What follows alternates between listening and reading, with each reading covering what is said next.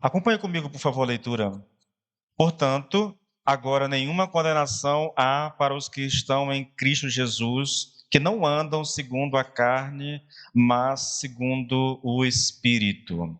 Tá? Versículo 2: porque a lei do Espírito de vida em Cristo Jesus me livrou da lei do pecado e da morte. Vamos orar ao Senhor mais uma vez, tá bom, queridos? Senhor, nós louvamos o teu nome, Pai. Nós bendizemos a ti. Nós damos graças porque nós estamos na tua presença, Senhor, e nós temos a oportunidade de estudar a tua palavra, Senhor, meu Deus, de investir tempo, Senhor, lendo e estudando a tua palavra. Deus, eu sei que a tua palavra é um livro espiritual. Ela vem do teu coração para nós. É uma palavra de Deus. E sei que sem o Espírito, Senhor, nós não a compreenderemos verdadeiramente. Por isso eu oro a Ti no nome de Jesus, pedindo a iluminação do Espírito Santo, Senhor, sobre as nossas vidas, de maneira que nós possamos compreender a Tua palavra em o nome do Senhor Jesus Cristo. Amém e amém. Amém, queridos. A gente vai então para esse momento de palavra e eu convido você, tá bom? A que estejam atentos. Eu vou repetir quantas vezes achar necessário isso aqui. Nós estamos diante de um dos textos mais importantes da Bíblia. Sem sombra de dúvida, querido, é o texto mais importante, porque ele trata exatamente, querido, daquilo que nós mais precisamos como cristão, que é segurança.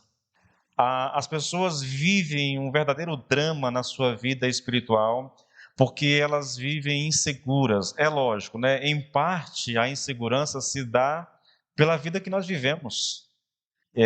Você quer queira, quer não, você conhece as Escrituras, entende? Você é ministrado aqui, você ouve pregações nas redes sociais, você lê a Bíblia em casa, então você tem um conhecimento e sabe, de certa forma, o que Deus espera de você, sabe o que Deus quer de você.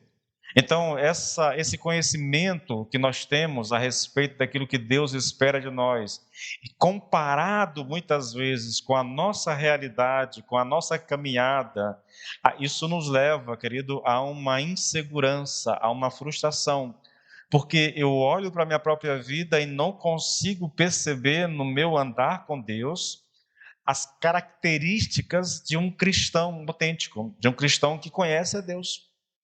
Isso, obrigado, meu irmão. Acho que já dá para ficar sem esse ventilador. Então, ao fazer isso, querido, nós entramos em confusão. A gente se desanima, a gente se entristece muitas vezes, e isso causa desânimo e leva as pessoas à insegurança mesmo. Puxa, eu sou crente, mas eu sei que um crente deve fazer isso, agir dessa forma, e eu não estou agindo dessa maneira. A gente pensa que tem alguma coisa de errado. E talvez tenha mesmo, entendeu? Porque ser cristão, querido, significa que nós andamos de acordo com a vontade de Deus. Não é que nós somos perfeitos. Eu tenho certeza que nenhum de nós vai conseguir ser perfeito enquanto caminha sobre esta terra, tá? Nenhum de nós vai, vai atingir perfeição. Eu acho que é o meu microfone. Nenhum de nós vai atingir perfeição enquanto estiver aqui. Mas a questão não é essa. Eu não preciso ser perfeito para viver a vontade de Deus, querido. Eu tenho certeza disso. Se nós estamos nos esforçando, querido, para agradar a Deus, se nós estamos nos esforçando para viver uma vida reta, se nós estamos nos esforçando para obedecer a palavra de Deus, ainda que em meio a esse esforço a gente tropece, isso não significa que nós estamos perdidos, isso não significa que Deus está triste conosco, de forma alguma, irmãos. Deus conhece o nosso coração. Deus sabe que nós queremos alegrá-lo. Deus sabe que nós queremos obedecê-lo. Deus sabe que há um esforço da nossa parte em servi-lo verdadeiramente, ainda que nem sempre a gente consiga. Essa é uma questão. A outra questão é eu propositalmente, deliberadamente, escolher viver de qualquer jeito. não dar importância, não dar prioridade a Deus, ao reino, e servir a Deus, sabe? Quando tiver um tempo eu vou à igreja, quando eu tiver um tempo eu vou ler a Bíblia, quando eu tiver um tempo, tudo é prioridade, menos Deus. Aí, querido, se alguém vive dessa forma, é para ficar preocupado, irmãos. Porque isso não caracteriza a vida de um cristão. Não caracteriza. A gente tem que ter consciência disso. A palavra que eu estou ministrando, ela tem a intenção de trazer segurança e eu vou enfatizar isso durante muito tempo aqui com vocês, porque o texto que nós lemos aqui, ele traz essa segurança a nós, entendeu? Agora, a grande questão que eu preciso realmente definir na minha vida é se eu realmente vivo para Deus, se realmente eu estou andando nos caminhos de Deus, se realmente eu tenho no coração o desejo de viver para Deus.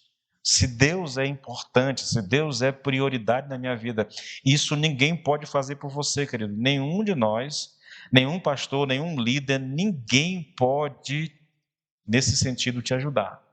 Porque cabe a você isso, tá? Cabe a você. Quando eu digo que, mesmo falhando, Deus não se entristece, Deus não vai nos abandonar, eu estou pensando em 1 João, né? Onde o apóstolo diz que se nós dissermos que nós não temos pecado, nós somos mentirosos e fazemos Deus de mentiroso. Porque Deus sabe que, mesmo com toda a motivação do meu coração, com todo o esforço que eu estiver, eu ainda assim estou propenso a cair. É uma realidade que eu não posso alterá-la, querido. Os homens mais proeminentes da história da Bíblia caíram. É interessante você olhar para isso. Olhe para o Velho Testamento e pense nos heróis do Velho Testamento. Abraão caiu, feio, sabe? Mentiu, disse que a esposa era irmã, propositalmente com medo, né? Era irmã, era meia irmã, mas ele não disse isso porque era meia irmã, ele disse isso porque estava com medo. Olhe para Isaac, olhe para Jacó, olhe para Davi, talvez o maior de todos no Velho Testamento, depois de Abraão. Olhe para Moisés, querido. Moisés. Todos eles falharam em algum momento na vida cristã.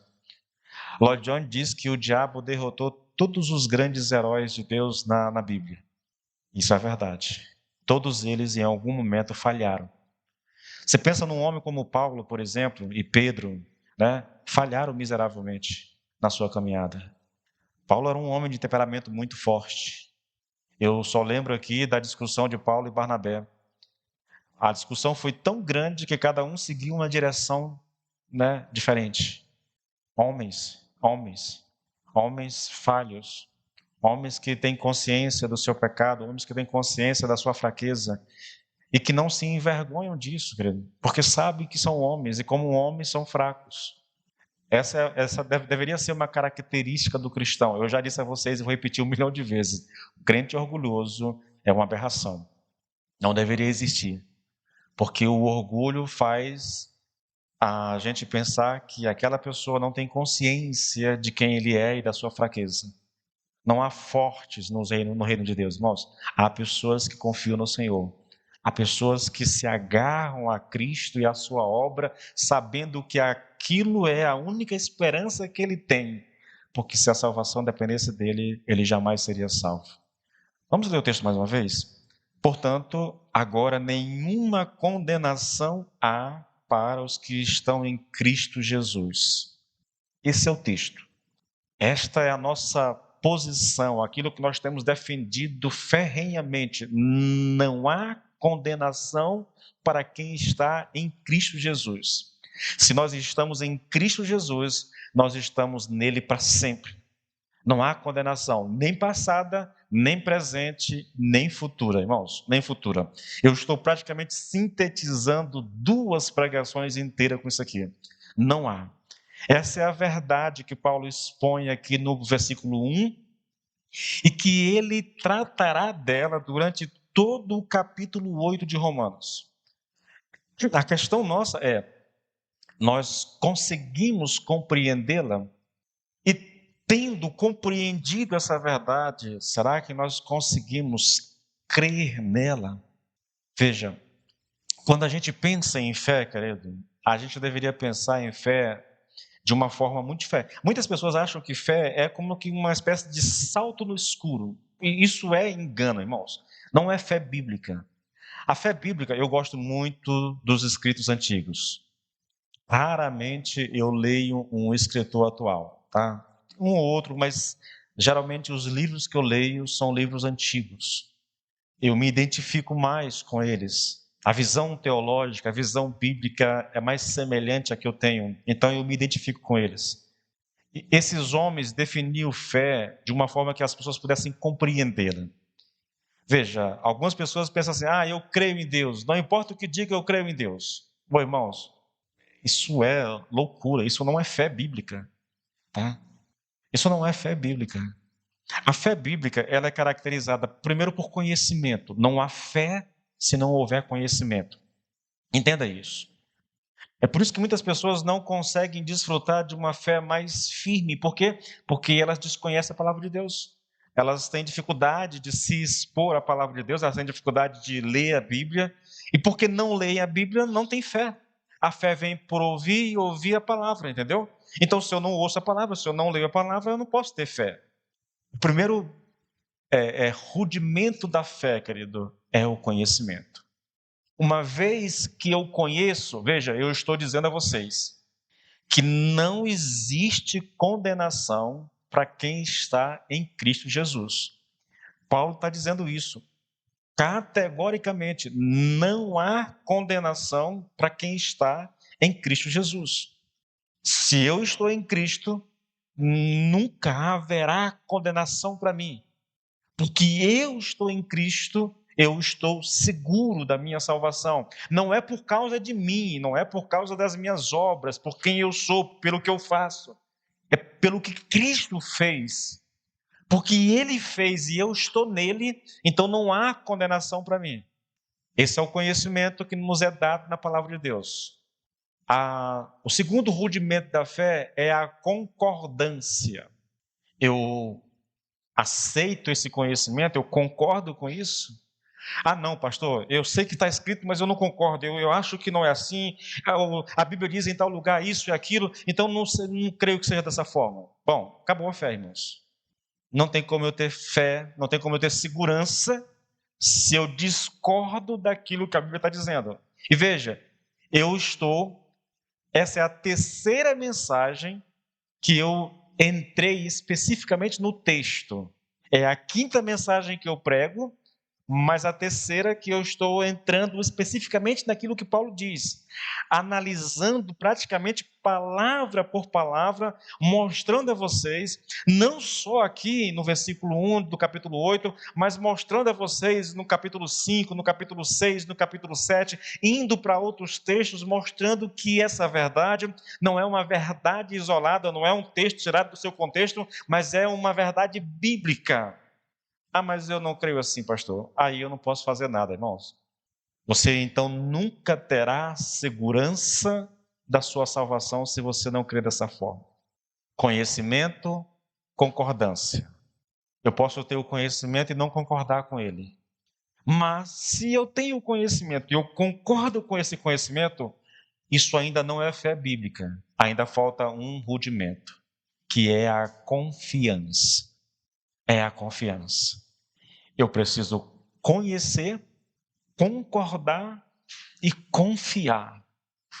Gente, eu não tenho como fugir. Eu poderia citar outros, mas eu gosto tanto desse exemplo que eu vou citar ele mais uma vez. Acho que os irmãos que já estão aqui mais tempo já me ouviram tanto falar sobre isso. Há um tempo atrás, um cara meio doido, ele resolveu cruzar a fronteira entre os Estados Unidos e o Canadá, numa queda d'água muito famosa, acho que é as Cachoeiras de Niágara, alguma coisa assim, eu não lembro o nome lá. É a divisa dos Estados Unidos com o Canadá. Ele disse: eu vou cruzar a divisa, eu vou amarrar um cabo de aço, uma ponta nos Estados Unidos, a outra ponta no Canadá. E eu vou atravessar sobre esse cabo de aço sem o auxílio de nenhuma rede de segurança, nada. Se eu cair de lá, já era. Então o cara anuncia o que vai fazer, divulga. No dia do evento, está lá todo mundo. Isso foi um evento conhecido, por isso que eu estou citando, tá bom? Conhecido. Ele anunciou o evento. A mídia e muitos curiosos foram para o evento. E agora imagine, vamos lá, eu quero ilustrar o que é fé, tá bom, gente? Conhecimento, concordância e confiança. Imagine que você é um desses espectadores que estão lá ansiosos para ver o cara colocar em risco a sua própria vida. E você está lá do lado dele, ele está lá se preparando, ele chega para ti e diz assim: olha, eu vou cruzar essa fronteira sem nenhum tipo de segurança. Ele está te dizendo isso e você está lá, muito bem, ele está te dando conhecimento. Tu acredita que eu consigo fazer isso? E você empolgado diz: eu acredito, vai lá. Aí ele chega para ti e diz assim: então sobe aqui nas minhas costas e vem comigo. Isso é confiança. Isso é confiança. Enquanto eu estou dizendo, eu sei que tu vai fazer, eu acredito que vai dar certo, isso não é fé bíblica. A fé vem com esse elemento de segurança. Eu me agarro a isso. Eu creio que é verdade. Eu me aposto dessa verdade. Eu tomo posse disso para a minha vida. E aí você desfruta de segurança. Sem isso, querido, não há segurança. Então, novamente eu pergunto: a verdade está estabelecida. Quem está em Cristo está seguro. Quem está em Cristo não perde salvação, não pode perder salvação, e não importa se os céus e a terra, se o diabo, se os demônios, não importa a crise, não importa pessoas, não importa a circunstância, não há nada. Como diz lá o texto em Romanos, lá no finalzinho, vamos ler, só para a gente, é bom a gente relembrar isso, né?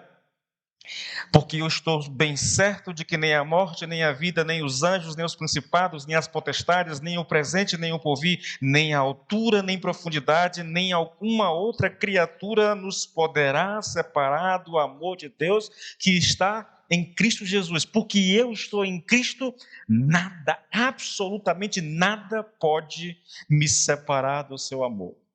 Esse é o conhecimento. A questão é: você concorda com isso? Você confia nisso? Você acredita realmente nisso? Eu me pergunto, querido, se não seria isso o motivo de tantos cristãos viverem de maneira miserável. É porque elas não confiam. É porque elas pensam que ainda podem fazer alguma coisa para ajudar Deus a salvá-los. Então ela está ali, labutando, fazendo alguma coisa, tentando merecer salvação, querido. Pare com isso. Você nunca vai merecer, nenhum de nós nunca vai merecer salvação. Por quê, pastor? Porque Deus é perfeito e a sua lei exige de nós perfeição, mas nós não podemos dar a Deus perfeição, irmãos. Impossível. Eu me pergunto, irmãos, se não seria isso o motivo de muitos cristãos falharem e caírem em pecado, permitindo que o diabo o deprima. Eles não conseguem crer nessa verdade. Eles ouvem, até cantam a respeito disso, mas é uma verdade que não consegue descer. Ela alcança a mente, mas ela não desce ao coração. Ah, mas eu pequei. Como é que eu poderia dizer que não tem condenação para mim, pastor? Se eu pequei, criatura de Deus, pelo amor do Senhor Jesus Cristo. Teu pecado já foi perdoado. Pastor, mas o meu pecado foi muito vergonhoso. Não importa, irmãos, não importa. Querido, eu não estou exagerando, eu não estou aqui querendo te agradar, não. Eu quero te convencer com todas as minhas forças de que se você está em Cristo, não há mais perda de salvação para você, não há mais como alguém te separar. Não, o pecado não pode, o diabo não pode, o demônio não pode, as circunstâncias não pode, o homem não pode, nada pode, irmãos. Por quê? Porque você está em Cristo. E Cristo já levou sobre ele todos os teus pecados, os passados, os do presente e até mesmo aqueles que você ainda vai cometer. Todos eles foram colocados em Cristo na cruz e Deus puniu cada um deles em Jesus Cristo. Porque você está em Cristo, então não há mais pecado para ser lidado por ti. Irmãos, 2 Coríntios 5, 21, aquele que não conheceu o pecado, Deus o fez pecado no nosso lugar, para que nele em Jesus Cristo, nós fôssemos feitos justiça de Deus. Os meus pecados foram colocados em Jesus Cristo, punidos em Jesus Cristo, e agora eu sou vestido com uma veste de justiça. Ela não é minha, não fui eu que a produzi, foi Cristo, e ela foi me dada. Agora eu estou vestido com essas vestes de justiça. Agora, toda vez que Deus olha para mim, Ele não vê mais o meu pecado. Por quê? Porque o meu pecado já foi punido em Jesus Cristo. O que Ele vê em mim agora são essas vestes de justiça. Por isso que Paulo fala, querido, aos santos que estão em Éfeso, aos santos de Corinto, irmãos, como que Paulo poderia chamar aqueles irmãos de Corinto de santos? Só há uma explicação, irmãos. É porque o pecado deles já foi punido em Jesus Cristo. Embora fosse uma igreja trabalhosa, os seus pecados já tinham sido tratados por Cristo na cruz do Calvário. A resposta a todos esses questionamentos, querido, está em Romanos 8:1. E o meu desafio a você é que você tome posse disso pela fé, irmão. Pela fé. Pela fé eu me aproprio daquilo que está escrito. Pela fé eu creio que eu fui inserido em Jesus Cristo, e porque eu estou em Jesus Cristo, então não há mais condenação para mim. Pastor, mas eu pequei. Irmãos, pelo amor de Deus, querido, se eu pudesse abrir a tua mente. Eu não quero aqui instigar, fomentar ninguém a pecar, nenhum pastor faria isso, né? Ninguém é doido. Mas também eu não posso te dizer, querido, porque você pecou, você perde a salvação, irmãos. Pastor, ele não perde a salvação se eu pecar? Não, não perde, irmão, pelo amor de Deus. Então você não tem salvação. Repito, querido, todos os nossos pecados, os que nós já cometemos, os de agora e os de amanhã, todos eles, sem exceção, foram colocados em Jesus Cristo e foram punidos em Cristo. Jesus não morreu porque ele era um pecador. Ele morreu porque tomou os meus pecados sobre si. Jesus não morreu porque ele morreu a minha morte, irmão. Ele não morreu por causa dele mesmo, ele morreu para me salvar. E se nós não crermos nisso, querido, fica muito difícil da gente desfrutar da alegria de ser cristão, irmãos. Bom, estabelecido isso, querido, eu quero te mostrar, porque, veja, Paulo estabelece essa verdade, só que ele precisa explicar isso. Até agora eu não expliquei, eu estou dando aqui justificativas, mas eu não mostrei a vocês a explicativa que o próprio Paulo dá para isso. E é exatamente a esse ponto que eu quero chamar vocês. Versículo 2. Primeiro ele diz: portanto, agora não há nenhuma condenação para aqueles que estão em Cristo Jesus. Versículo 2 ele vai dizer por que não há condenação. Olha o versículo 2. Porque a lei do Espírito de vida em Cristo Jesus me libertou do pecado e da morte. Por que não há condenação para mim? Porque a lei do Espírito de vida em Cristo Jesus me libertou da lei do pecado e da morte. Agora, o que nós precisamos é entender esse versículo, irmãos. Ele é fundamental para que a gente compreenda o que Paulo está dizendo. É como se Paulo estivesse dizendo assim: olha, vocês cristãos, quando pecarem, não voltem a colocar-se sob condenação. Por quê? Porque vocês terminaram com a lei. Vocês não estão mais debaixo da lei. Irmãos, ele já tinha dito isso muito claramente. Romanos 6,14. Porque o pecado não terá domínio sobre vós, pois não estáis debaixo da lei, mas debaixo da graça. Vocês não estão debaixo da lei, vocês não são governados pela lei. Vocês não pertencem mais ao reino da lei, do pecado, entendeu?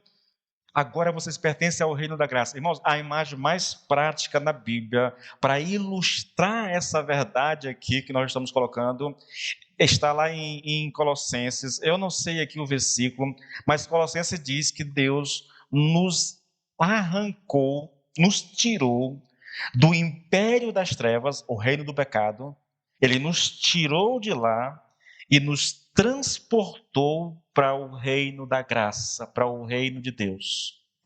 Eu acho que não tem imagem mais clara, mais nítida, mais explícita para retratar essa realidade. Eu, enquanto estava em Adão, quem acompanhou o Romanos sabe do que eu estou falando. Enquanto eu estava em Adão, enquanto eu ainda não era salvo, eu estava debaixo da lei, governado pelo pecado, pertencia ao império das trevas. Eu era escravo desse império. Mas aí, Deus, por meio de Jesus Cristo, me tirou desse império e me transportou para o reino da graça. Me colocou, eu estava debaixo do pecado, debaixo da lei. Ele me tira de lá e me coloca debaixo da graça, no seu reino. Foi o que Deus fez por nós, irmãos. É o que a Bíblia diz. Eu vou ilustrar isso, tá bom? Com o propósito de fazer você compreender melhor o que eu estou dizendo. Olha, a diferença de um incrédulo quando peca e um cristão quando peca é a mesma diferença que existe entre um homem que transgride uma das leis do nosso país, no caso do Brasil, ou de qualquer outra nação, e um membro de família que faz algo que desagrada a outros membros da família. Olha a diferença. Há uma diferença entre um cristão que peca e uma pessoa que não é cristã, tá? A ilustração é, o não cristão é como se ele estivesse pecando contra as leis de uma nação. O cristão é como se ele estivesse pecando contra os membros da sua família. No primeiro caso, o homem comete uma ofensa contra o Estado. No segundo caso, eu vou tomar aqui o marido como exemplo, ele fez algo que não devia ter feito em relação à sua esposa. Ele não está quebrando uma lei, ele está ferindo o coração da sua mulher. Essa é a diferença. Não se trata mais de uma questão de lei, é uma questão de relação pessoal agora. É uma questão de amor, querido. Esse homem não deixa de ser marido da mulher, como também a mulher não deixa de ser esposa dele. A lei não entra nessa questão, ela está fora dessa esfera. Entretanto, e é aqui onde eu chamo a sua atenção, é aqui onde o negócio fica interessante, em certo sentido, agora é uma coisa muito pior do que uma condenação judicial. Porque é preferível fazer uma ofensa contra uma lei do país do que ferir alguém que nós amamos. Sabe, essa declaração de Paulo, ela não é tão perigosa quanto parece. Eu já disse a vocês que existem muitos pastores que não pregam graça dessa forma, porque eles têm medo dessa pregação instigar os irmãos a pecar. Mas preste atenção, querido, está nessa relação, nesse estado como cristãos, nos coloca num padrão muito mais alto, querido, e torna o pecado muito mais ofensivo, muito mais odioso, algo do que nós devemos verdadeiramente fugir. Porque, veja, quando um cristão peca, ele não está mais quebrando a lei de Deus, porque ele não está mais debaixo da lei de Deus. Quando um cristão peca, ele está ferindo o coração de Deus. Nesse sentido, o pecado na vida do cristão, ele é muito mais odioso do que na vida de um incrédulo. Porque na vida de um incrédulo, ele está infringindo uma lei. Na vida do cristão, ele está ferindo o coração do Pai. O homem que está em Cristo, querido, e que sabe disso, é um homem que combate o pecado e o odeia e o evita muito mais do que o homem que está debaixo da lei. É lógico, querido. Porque, não, irmãos, não é só uma questão de quebrar uma lei. Eu pequei, Deus... Não, não. O pecado no cristão fere o coração de Deus. Pastor, por que isso, pastor? Veja, querido, Cristo veio a esse mundo para nos libertar do pecado, para nos libertar do poder do diabo. Cristo veio a esse mundo para nos libertar da lei. Eu fui tirado desse império das trevas. Cristo, com a sua vida, com a sua morte, com o seu sangue, me tirou desse império das trevas e me transportou para o reino de Deus. Ele me libertou do poder do pecado, do poder do diabo, me libertou da maldição da lei. E agora que eu estou nesse reino, por alguma razão inexplicável, eu sinto vontade de voltar para aquela situação de antes. Meu coração é atraído pelo pecado. Eu estou ofendendo a Deus, querido. Eu estou ferindo o coração de Deus. Imagine, eu vou ilustrar isso de uma forma assim bem escandalosa para você tentar entender o que eu estou colocando.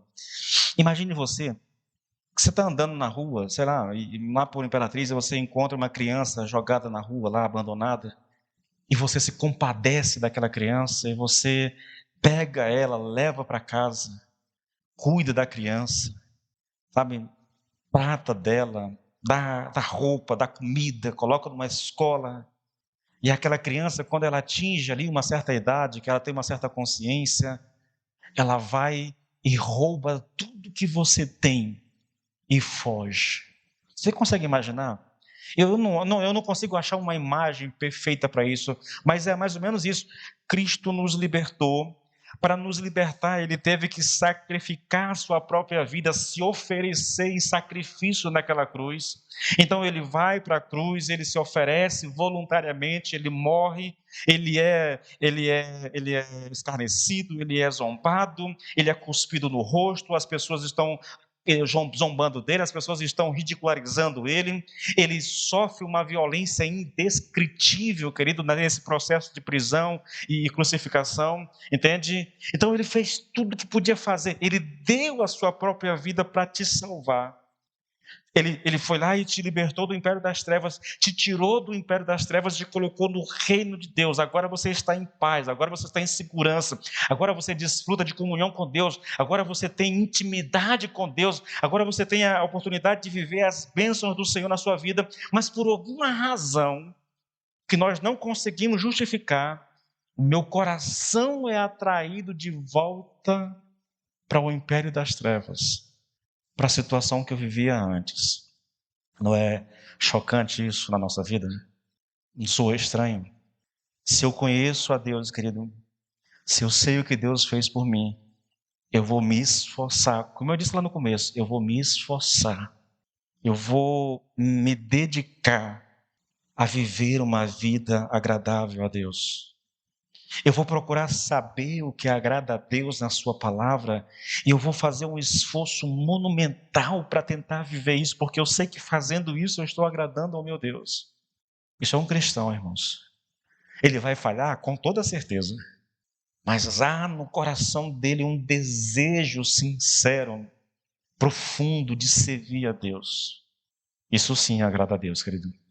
Isso sim nos afasta do pecado, sabe? Não essa preocupação boba, meu Deus, se eu pecar, eu vou perder a minha salvação.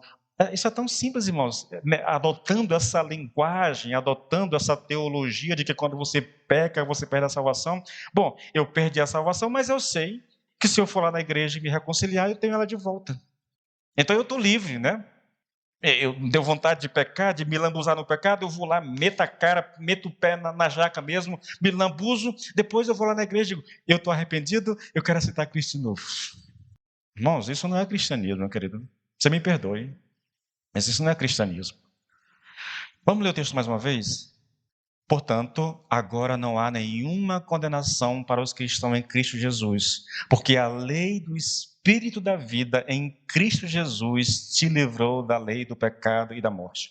Bom, uma vez que nós estabelecemos o pressuposto principal de todo o capítulo, que diz respeito à certeza da salvação, à segurança final da glorificação suprema e da libertação completa daqueles que estão em Jesus Cristo, bom, querido, então agora é a hora da gente estudar isso a fundo e ver como é que o Paulo vai justificar isso, tá bom?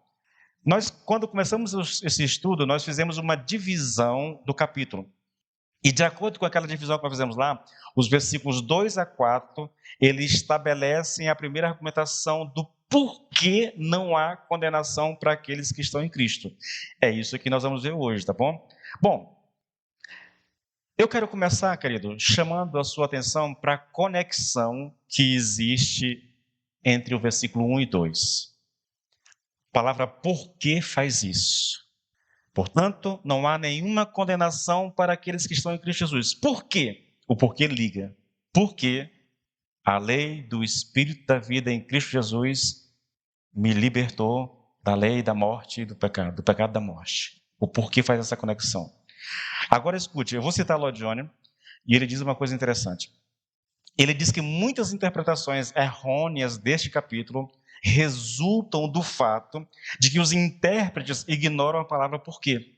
Eles se concentram na declaração propriamente dita, mas nem notam a palavra porquê. Se notassem que ela foi introduzida pela palavra porquê, não teriam produzido a falsa interpretação, e nós vamos ver aqui algumas interpretações, eu não sei se dá para ver todas hoje, tá bom? Porque é o tempo, mas não teriam produzido a falsa interpretação que nós vamos examinar. O apóstolo nos diz que não há condenação para os que estão em Cristo Jesus. E agora ele vai nos dar a razão disso. Por que é que não há condenação?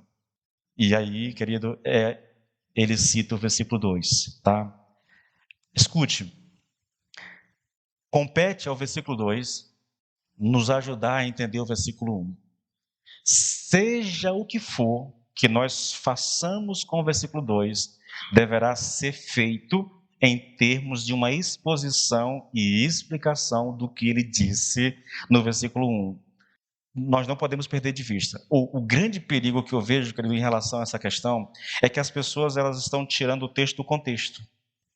Isso é o que mais a gente vê na pregação hoje, sabe? A pessoa pega um texto, ela foca naquele texto, ela não quer saber o que vem antes, nem o que vem depois, não quer saber do contexto. E aí, baseado apenas naquele texto ou em uma palavra, ele cria algo novo, mas que não condiz. Novamente, irmãos, olha, essa é uma outra história que eu conto exaustivamente, porque ela ilustra, assim, com uma clareza impressionante o que eu estou falando aqui a respeito dessa questão de contexto. Há um tempo atrás, eu trabalhava no hotel, e eu estava lá no mês de dezembro, ali, período de Natal, e do lado do hotel, aqui o hotel, a porta do hotel aqui, do lado aqui tinha uma galeria, e na galeria tinha uma lanchonete, né? E eu estava ali sentado à noitinha, ali, umas 7 da noite, ali sentado na porta do hotel, e do meu lado aqui, uma mesa com algumas pessoas bebendo. E, de repente, eu não sei nem como é que eu fui chamado, que minha atenção foi prendida naquele negócio lá, mas, de repente, uma menina chegou, levantou um copo de cerveja e perguntou para os amigos que estavam com ela: é pecado beber? E ficou todo mundo se olhando assim, sem saber a resposta. E ela disse: não, não é pecado. Por que não é pecado? Aí ela justificou a afirmação dela. Não é pecado, porque Jesus disse que não importa o que entra pela boca, o que importa é o que sai do coração. E citando a Bíblia, irmãos. Entendeu? Só que está citando a Bíblia fora de contexto. Não está citando a Bíblia, está trazendo uma prova, só que fora de contexto. Então as pessoas, por causa dessa característica de não se ater ao contexto, elas fazem a Bíblia dizer coisa que a Bíblia não diz. Olha, segundo o pensamento de Lloyd Jones, a chave para compreendermos o versículo 2 é a frase "me libertou". E a primeira coisa que nós devemos observar é o tempo verbal dessa frase. Nesse sentido, tá?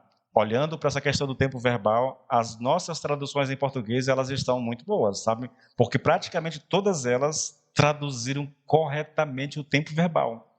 Eu digo isso, querido, porque o apóstolo emprega muitas vezes, nós já vimos isso aqui muitas vezes em capítulos anteriores, o verbo aoristo. É uma classificação gramatical do texto, tá? E essa palavra "me libertou", ela está nesse tempo, nesse verbo aoristo. Ele significa que uma coisa aconteceu de uma vez por todas, tá bom? Não volta mais a acontecer. Aconteceu e aconteceu de uma vez por todas, na verdade. Vou te dar um exemplo do que eu estou falando, na verdade. Olha só. Porque a lei do Espírito da vida, em Cristo Jesus, te libertou E libertar aqui está no verbo aoristo, significa que ele libertou uma vez por todas, ou seja, isso não vai se repetir mais, isso já aconteceu em algum dado momento da história passada, entendeu? Ele me libertou do pecado, da lei do pecado e da morte. Então, novamente, porque a lei do Espírito da vida, em Cristo Jesus, te libertou uma vez por todas da lei do pecado e da morte. Essa questão do tempo verbal, irmãos, ela é muito importante na hora do estudo da Bíblia. E eu quero citar um exemplo que nós estudamos isso exaustivamente lá em Romanos 6. Romanos 6, no capítulo 6, ali no primeiro versículo, há uma pergunta. Que diremos então? Que diremos, pois? Permaneceremos no pecado para que a graça continue aumentando? Aí o versículo 2 responde isso. E é dito assim: de modo nenhum. Está respondendo a pergunta que foi feita no versículo 1. De modo nenhum. Nós que estamos mortos para o pecado, como viveremos ainda nele? Eu estou citando aqui a Almeida Corrigida e Fiel. Observe, nós, a partir da semana que vem, eu vou fazer um esforço para usar esses textos bíblicos no telão, para você visualizar melhor, tá bom? Fica mais fácil de você entender o que eu estou colocando, tá? Nós que estamos mortos para o pecado, como viveremos nele? Agora, eu vou citar a revista Almeida e Corrigida, Almeida atualizada. A mesma resposta, de modo nenhum. Como viveremos ainda no pecado, nós os que para ele morremos? A Almeida Corrigida e Fiel diz, nós que estamos mortos. A Almeida Revista Atualizada diz, nós que morremos. Eu não sei se você consegue perceber a diferença, mas morremos está no pretérito. Estamos mortos no presente. Mas, pastor, estar morto não significa que eu já morri? É verdade. Entretanto, Paulo não disse que nós estamos mortos. Ele diz que nós morremos. E ele não disse isso por acaso, querido. Lembre-se, a Bíblia é um livro inspirado. Não existe uma palavra solta ao acaso. Cada palavra é proposital, tá? Ao dizer que morremos, Paulo está se referindo a um só ato, a um só evento, a algo que aconteceu num ponto único da nossa história. Ele está se referindo aqui ao que aconteceu quando deixamos de estar em Adão e começamos a estar em Cristo. Ali nós morremos.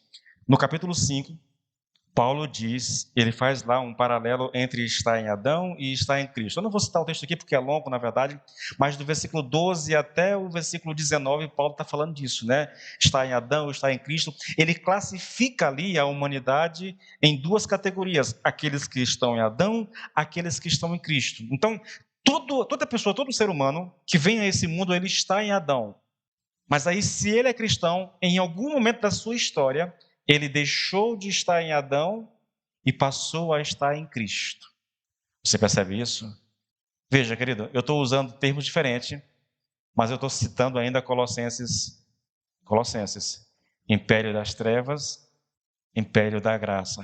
Reino das trevas, reino da graça. Império das trevas, reino de Deus. Em algum momento da nossa história, se nós estamos em Cristo, nós somos tirados de Adão e inseridos em Cristo. Quando Paulo diz nós morremos para o pecado, essa morte para o pecado aconteceu exatamente quando eu fui tirado de Adão e colocado em Cristo. É por isso que o tempo verbal é tão importante, irmãos. Tão importante. Se eu digo estamos mortos, eu estou falando do presente. Eu não estou falando de alguma coisa que aconteceu lá atrás, de um momento da minha vida. Não, não. Eu estou falando agora. Mas Paulo não disse estamos mortos. Paulo disse nós morremos. É pretérito. O tempo verbal lá é esse chamado aoristo. Indica um fato que aconteceu de uma vez por toda. No caso de Romanos 8:2, o que Paulo quer dizer é que o que aconteceu uma vez por todas, uma vez e para sempre. Foi consumado, pertence ao passado. Então, ele está dizendo que o cristão é alguém que foi libertado do pecado de uma vez por todas. ele não pode mais estar debaixo do pecado outra vez. Ele não pode mais ser prisioneiro do pecado. O pecado foi rompido, ele foi tirado do império das trevas e transportado para o reino de Deus. Ele foi tirado de Adão e inserido em Cristo Jesus. Outro ponto importante aqui, irmãos, eu vou já encerrar por causa do horário. Eu não consigo andar com o texto, irmãos, não consigo. Tá, a primeira questão é essa questão do me libertou. O tempo verbal em que Paulo usou ali, ele está falando de um acontecimento na minha história, tá? E que esse acontecimento não se repetirá mais. Outro ponto importante que deve ser ressaltado é a questão do pronome usado pelo apóstolo. Repito, querido, não há acaso, não há palavras soltas sem sentido na Bíblia. Tudo tem o seu propósito. Ao invés de dizer me libertou, ele disse te libertou. Por que isso é importante, irmãos? Porque ao dizer te libertou, ele está se referindo a todo e qualquer cristão. Se ele tivesse dito assim, o Espírito da vida em Cristo Jesus me libertou, ele estaria falando dele. Eu poderia dizer assim, pastor, mas essa é a experiência de Paulo, não é a minha, pastor. Mas ele não disse me libertou, ele disse te libertou. E ao dizer que o Espírito de vida em Cristo Jesus te libertou, ele está se referindo a todo e qualquer cristão. Ele está inserindo todo mundo, na verdade. É essa a importância da gente entender essas coisas, irmãos, mas é muito importante que a gente entenda isso. Essa é a nossa condição, querido, essa é a nossa condição. Portanto, agora nenhuma condenação há para os que estão em Cristo Jesus, que não andam segundo a carne.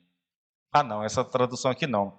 Esse segundo a carne aqui, irmãos, mas segundo o Espírito, ele vai aparecer lá na frente, tá bom? Os estudiosos dizem que os melhores manuscritos não contêm essa afirmação aqui, tá? Alguns até dizem que essa inserção aqui é alguém já com o seu ponto de vista delineado e que está inserindo o seu ponto de vista na Bíblia, tá bom? Vou mudar essa tradução porque ela exatamente não reflete o que Paulo está dizendo. O que Paulo está dizendo é, portanto, agora nenhuma condenação há para os que estão em Cristo Jesus. Ponto. É só isso que ele diz. Aí ele vai dizer, porque a lei do Espírito da vida em Cristo Jesus te libertou de uma vez por todas da lei do pecado e da morte. Essa é a nossa condição em Jesus Cristo. Nós somos libertos. Nós somos libertados. O Senhor nos tirou do império das trevas. Irmãos, o Senhor nos tirou de debaixo da lei, o Senhor nos tirou de debaixo do governo do pecado, o Senhor nos tirou de debaixo do poder das trevas, entendeu? E nos transportou para o seu reino. Agora nós somos cidadãos do céu. Nós não pertencemos mais a esse mundo, o diabo já não tem mais domínio sobre a nossa vida, o pecado não tem mais domínio sobre a nossa vida. Pastor, e por que a gente peca? Irmãos, eu explorei tanto isso no capítulo 6 de Romanos, sabe? Exaustivamente. Paulo diz lá em Romanos 6 que, embora Deus tenha me libertado do poder do pecado, o pecado ainda habita a minha alma. Eu vou finalizar com isso aqui. Eu sei que isso parece confuso, vai parecer confuso, então se você tiver dúvida, eu sugiro que você volte em Romanos 6, versículo 6, tá bom? E que você pegue a seção de Romanos 14 até o 20, 21 mais ou menos, também, tá tudo no YouTube, onde eu trato disso exaustivamente. Paulo, na sua teologia, querido, ele classifica o cidadão, o ser humano, eu dei nomes próprios para isso, para facilitar o entendimento. Ele classifica o ser humano como homem natural, ele está falando do homem em Adão, e de homem espiritual. A Bíblia se refere a isso, né, da luta entre a carne e espírito. Paulo diz que nós estamos em Cristo, que nós fomos inseridos em Cristo, que nós morremos com Cristo, que nós somos sepultados com Cristo, que nós ressuscitamos com Cristo, que nós estamos assentados nas regiões celestiais em Cristo. O próprio Jesus Cristo diz para o seu discípulo, olha, o Espírito Vigiai e orai, porque o espírito está pronto, mas a carne é fraca. Tudo isso é uma referência a essa classificação do ser humano em homem natural e homem espiritual. Nós temos um espírito, uma alma. O espírito já foi plenamente restaurado, regenerado, entendeu? O espírito já está, como diz Paulo em Efésios 2, o nosso espírito está assentado nas regiões celestiais em Cristo, mas eu ainda sou gente de carne e osso, e o pecado ainda habita os membros do meu corpo. E por isso que nós ainda pecamos. Romanos 8 vai dizer que nós aguardamos, os filhos de Deus, a natureza aguarda ansiosamente pela redenção do nosso corpo. Vai chegar um dia em que o meu corpo será 100% redimido, assim como o meu espírito é redimido. Mas esse dia não é agora, querido. E por causa disso, eu tenho lutas. Por causa disso, eu estou sujeito ao pecado. Uma forma de a gente tentar entender isso, eu vou ilustrar isso para você e encerrar com isso. Quando Deus prometeu a terra prometida aos judeus, e ele deu a terra prometida aos judeus, há um texto muito interessante em Juízes e também em Josué, que diz que mesmo Deus dando a terra ao povo, Deus ainda manteve na terra inimigos. Inimigos que foram mantidos por Deus para provar o coração daqueles judeus. Veja, o Deus que tirou o povo do Egito, que conduziu esse povo durante 40 anos no deserto, que destruiu quase todas as nações pela sua frente, poderia ter eliminado todos os inimigos da terra prometida e colocado o seu povo para viver ali uma vida tranquila de bênção. Mas ele não fez. Propositalmente, ele deixou na terra prometida inimigos. E esses inimigos tinham duas finalidades. Uma, preparar o povo para a guerra, aqueles que ainda não estavam habituados com a guerra. E o segundo, provar o coração das pessoas para saber se eles amavam verdadeiramente a Deus. Eu posso dizer a vocês, que baseado nisso, que Deus permitiu o pecado do nosso corpo ainda para nos preparar para viver a vida cristã da melhor forma possível, sabendo que nós temos inimigos, sabendo que nós vamos ter que lutar para vencer esses inimigos. Isso está falando de forjar um caráter santo em nós, mas também, querido, deixa o pecado em nós para saber o quanto nós o amamos. Porque é possível o cristão escolher pecar. E eu te digo, o pecado é uma escolha que nós fazemos. É uma escolha deliberada. Nós escolhemos virar as costas para Deus e abraçar o pecado. Você não vai perder a salvação por isso, mas você vai ferir profundamente o coração de Deus com essa atitude. Não é mais a quebra de um mandamento, é a quebra de uma relação pessoal, íntima com Deus. Por isso o pecado ainda está aí. Por isso nós temos que lutar contra o pecado.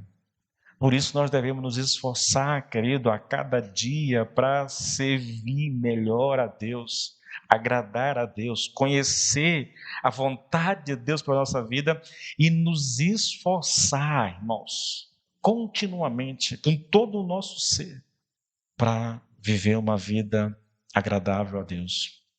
Esse é o nosso grande desafio como crente, como filho de Deus. Eu espero que você entenda essas coisas. E já deixo o convite aqui para a semana que vem, irmãos, porque nós temos muitas coisas para ministrar a respeito disso. Muitas verdades assim que são quase que inacreditáveis, mas que são ditas pelo Senhor através de Paulo aqui em Romanos, tá bom? Vamos nos colocar de pé, querido, por favor. Senhor, nós louvamos o teu nome, Senhor. Nós bendizemos a ti. Senhor, nós damos graças pela oportunidade que o Senhor nos dá de estar em sua presença. de poder ouvir a tua palavra, Senhor.